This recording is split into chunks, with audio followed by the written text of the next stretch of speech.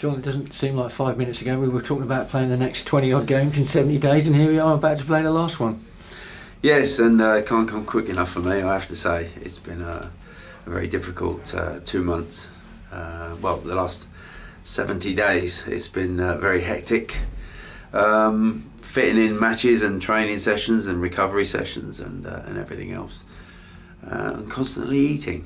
We always seem to be eating and loading up again, after matches. So it's gone very quickly, I have to say. But it's been a brilliant effort from our players. I think they've really been exceptionally professional the way they've gone about their jobs in the last 9 weeks since we played at Walsall on the 22nd of February.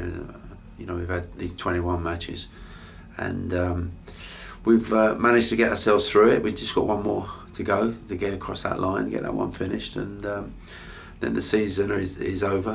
One more year is gone, and we obviously already start thinking about next season. Yeah, I was going to mention that. I mean, I know you've been talking to players about next season and beyond. Might be some announcements next week, perhaps, on that. Yeah, definitely. I think we'd like to make it public next week. The decisions that we've made in the last few days, players have been told as to whether or not they got contracts here, whether or not they've been offered new contracts, or whether or not they've finished their time here and time for them to move on. We've got 5, of course, that are already signed for next season. So I'm excited about hanging on to those 5. Delighted that I've managed to keep Josh and Andy, Connor Essam and Kyle and Joe Walsh, the 5 players that have got another 12 months on their contract. So we're delighted that we've at least got 5, Bruce, to start back to work on the 30th of June. But plans are already in place. We've got some pre-season games lined up as well, which have been confirmed in the last few weeks. And we will, obviously, after the Bristol City game, we will start to already start thinking about preparation and everything for next year. You've been in management a long time. I can't imagine it's any easier now than it was when you first started telling players that they're not going to be at the club next season.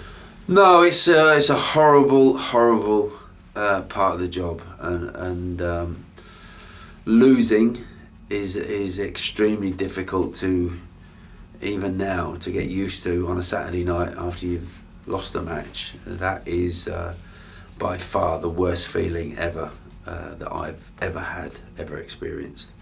And the second worst is when you sat down with players and basically telling them that they no longer have a job here, and that's been a horrible thing to do. That has always been terrible. It's never got any easier. It gets worse, if anything, because you do get attached to players, and certainly the way that most of the boys here have worked since I've come in, as they've been tremendous professionals, and to turn around and tell them, thanks for your efforts, but we'll no longer be needing you next season, is a real horrible part of my particular job. But it has to be done. It's something that you can't shy away from, and it has to be done. You have to go through the process, which I've done.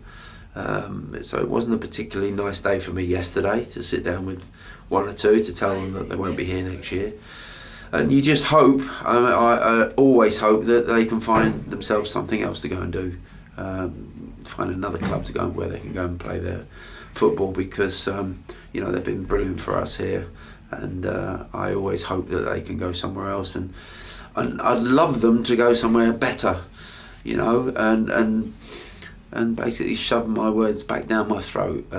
I don't ever have a problem with that. I would love them that hopefully this might be something that just wakes them up, and they go elsewhere and improve and get better. There's obviously a game to be won tomorrow. Yep. As well. I mean, we could finish as high as 10th, yep. Which would be a decent finish in the end, considering all the obstacles that we've had to overcome, especially in the second half of the season. Yes, I was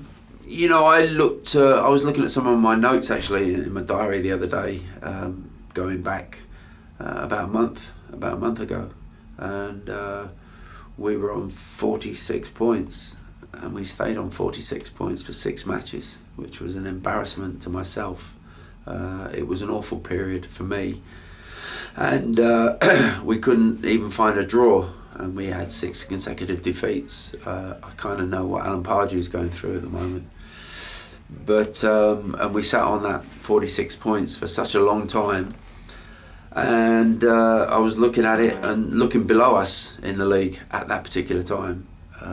There was teams in the relegation zone on 43 points. We were just 3 points away from that relegation zone, but we managed to pick ourselves up. The players had a particularly good run, which made sure that we jumped away from everybody and found ourselves a relatively healthy position in the middle of the table. But that's how close it was at one particular stage. So it's certainly something that I don't want to be involved in ever again. I felt somewhat for Graham Kavanagh on Tuesday night when he came here with Carlisle, and I did actually turn to Niall Clark just before kick-off and said to him, I'd much rather be in our position than in their position, and I would hate to be going into sort of last two games of the season where you got to win them both, and particularly coming here to Crawley, and Carlisle of course going to Wolves on Saturday. So it's a blessing really, the situation we were in, and I just hope that we finish it off well against Bristol City before all the Player of the Year awards are given.